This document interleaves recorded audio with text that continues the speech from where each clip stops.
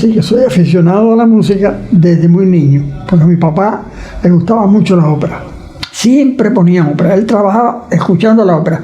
Después ya un poco mayor, cuando tenía unos 10, 12 años, empecé a aficionarme por el jazz. ¿Por qué es que escoge instrumentos de viento?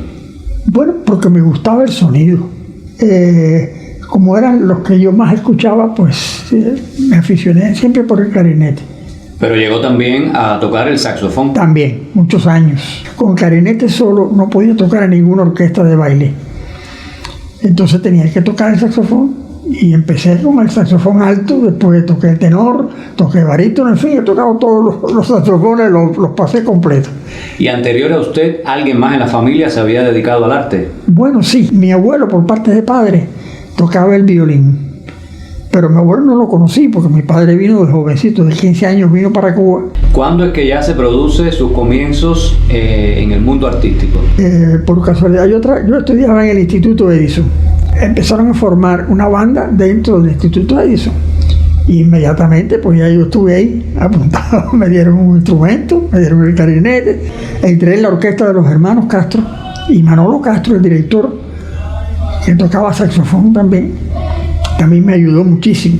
¿En qué momento es que surgen los raqueteros del swing? Bueno, antes de entrar yo en la orquesta de los hermanos Castro, entre compañeros de la banda del colegio, se nos ocurrió formar un grupo de jazz. ¿Qué tiempo más o menos duró esta agrupación?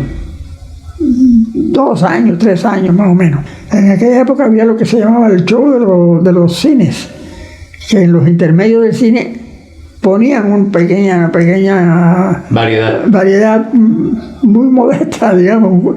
Y entonces, pues nosotros tocábamos en el Teatro Encanto, tocamos en el Teatro América, que lo inauguraban, por aquella fecha lo inauguraron, en el Teatro Pairé tocamos también, tocamos por la radio, tocamos en la Radio Progreso. Los hermanos Castro hablan con mi papá para ingresar en la orquesta. Entonces mi papá vino a hablar, papá que era un hombre muy abierto. Me dijo, si tú quieres ser músico, bueno, pues sé músico. Porque yo tenía que dejar el banco para entrar en los hermanos Castro. Y así fue.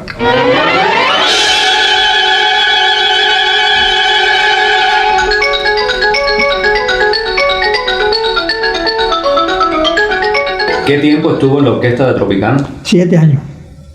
¿Y para qué figuras tuvo la oportunidad de tocar estando allí? Para Nat King Cole, para Josephine Baker, también estuve allí cuando Josephine Baker. ¿Cuándo es que se produce su salto a director de orquesta? Cuando yo estudiaba en el Instituto Edison, había un profesor allí, y él dentro de la escuela, dentro del Instituto Edison, organizó un espectáculo con muchachos y muchachas alumnos de la escuela cantando y con la orquesta de la escuela, que era una orquesta que ya tenía la formación igual que la de Tropicana, tenía 5 saxofones, 4 trompetas, 3 trombones, en fin, tenía la misma formación. Y con esa orquesta que yo organicé y dirigí ese espectáculo. Y esa fue mi primera experiencia como director.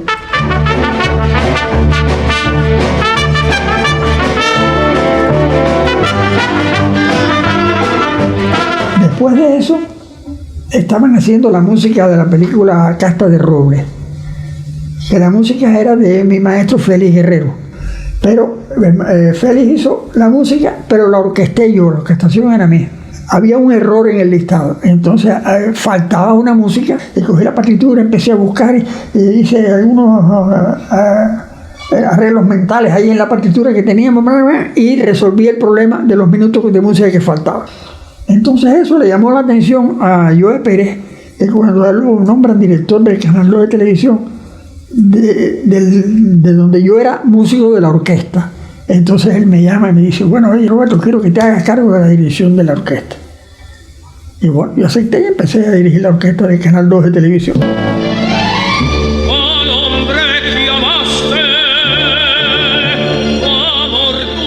¿Y en qué momento es que ya entra usted en contacto con la ópera?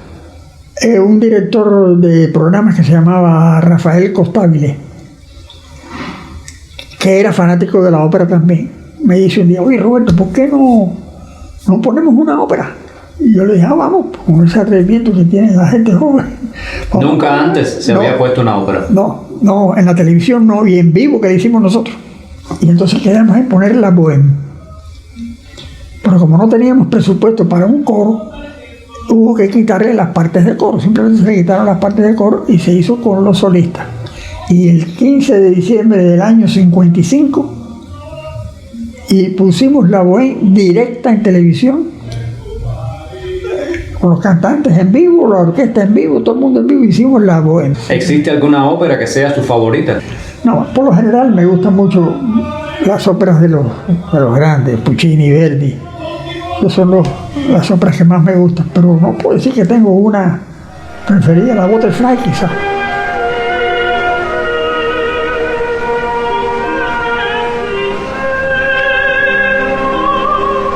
Siendo director de la Ópera Nacional, usted llegó a poner en una semana 5 óperas. Sí. ¿Por qué eso no se mantuvo? Bueno, en primer lugar porque hacía falta la voluntad del director de hacerlo, ¿comprende? Eso no se había hecho nunca. Y allí el fuerte en Alemania, por lo menos en la época que yo estaba, y para los estudios de director de orquesta, era la ópera. Entonces cuando regresé quise poner en práctica lo que yo había visto tantas veces, porque allí en Alemania me di gusto viendo ópera. Usted comprenderá que es un país donde había 100 teatros de ópera y donde la ópera allí es diaria. Y cuando vine y me nombran director de la ópera, yo quise instaurar ese método de trabajo. Decía, no, eso no puede ser. Y yo, sí, porque empecemos con 3 óperas. Nosotros empezamos haciendo 3 óperas, que fueron Don Pasquale, Traviata y Rigoletto, creo que fue. Y después añadimos una más y pusimos la Tosca, y pusimos 5 óperas a la semana. Y con esas 5 óperas inclusive viajamos al interior de la República. Nosotros terminábamos la función y los tramoyistas desmontaban esa escenografía. Y al día siguiente por la mañana montaban la otra.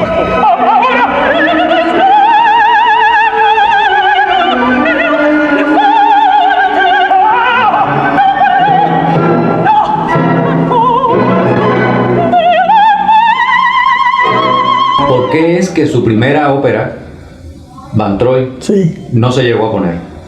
Pues no sé, yo haría la misma pregunta. Me interesa muchísimo saber por qué. Porque el tema era muy apreciado en aquel momento. Van Troy era un personaje muy conocido en Cuba perfectamente. En Vietnam ni se diga. Por Vietnam le dábamos hasta nuestra propia sangre, lo dijo Fidel. Sin embargo, la segunda sí corrió mejor suerte. Corrió mejor suerte. Ecue Yambao. Ecue Yambao. Eso es basado en un libro de Alejo Carpentier.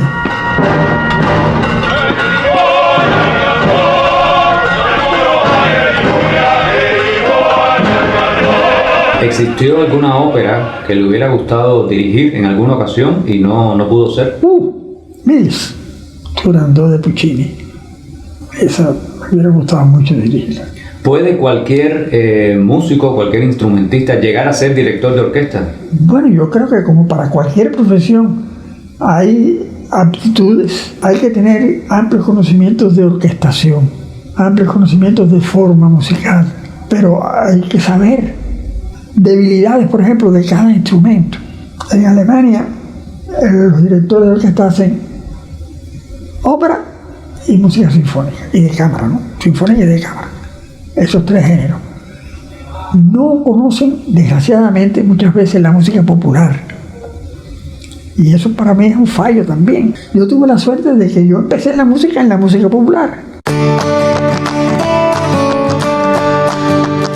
¿Dónde residían sus padres cuando usted nace?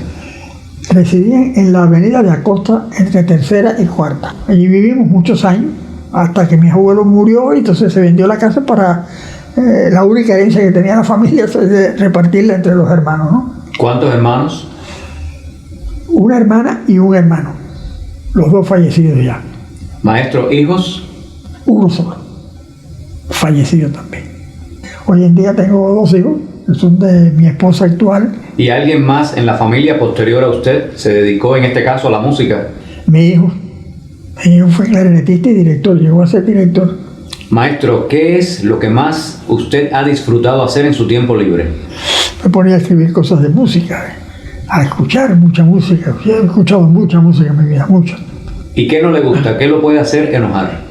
Fundamentalmente, que no me entiendan una explicación de música que yo estoy dando.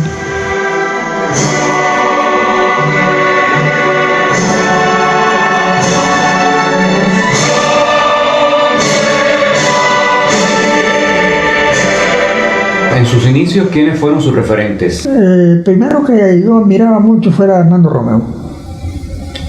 Tenía la orquesta del género que a mí me gustaba, era el género de música norteamericana bailable, con sus, digamos, incursiones en el jazz. Y los que más me gustaban a mí eran Artie Shaw y Benny Goodman, eran los dos clarinetistas que más me gustaban a mí. Y después, cuando surgió, me gustó mucho la orquesta de Stan Kenton, que era una orquesta grande, gigantesca, con ya unas complejidades armónicas y musicales mucho más destacadas. No lo va a creer. Busquen paciencia.